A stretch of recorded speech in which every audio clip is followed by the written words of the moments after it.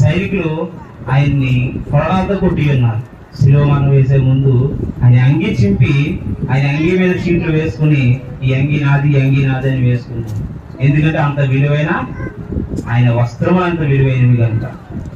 ఆయన చర్మము ఎంత చీముడు ఎంత కొట్టిన చర్మము పెచ్చులు వస్తుంది, తోలు లేచిపోతున్నా సరే, రక్తము చిందిస్తున్నా సరే అతను ఒక్క మాట కూడా మాట్లాడలేదు. తలపైన ముండ్ల కిరీటం పెట్టి తను గుచ్చుతున్నప్పుడు కూడా తల నుంచి రక్తం వస్తున్నా సరే ఆయన ఒక్క మాట కూడా మాట్లాడలేదు. ఎందుకు ఎలా చేస్తాను? ఆయన ఒక్క మాట మాట్లాడితే అదంతా జరగదు.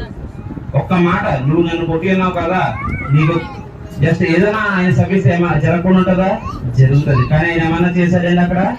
చిన్న మాట కూడా, పొల్లు మాట కూడా మాట్లాడలేదు. దేవుని చిత్తానుసారం జరుగుతూ ఉన్నది కనుక ఆయన సైలెంట్ గానే ఉండిపోయాడు. ఆయన రక్తం బాడీ నుండి కూడా రక్తం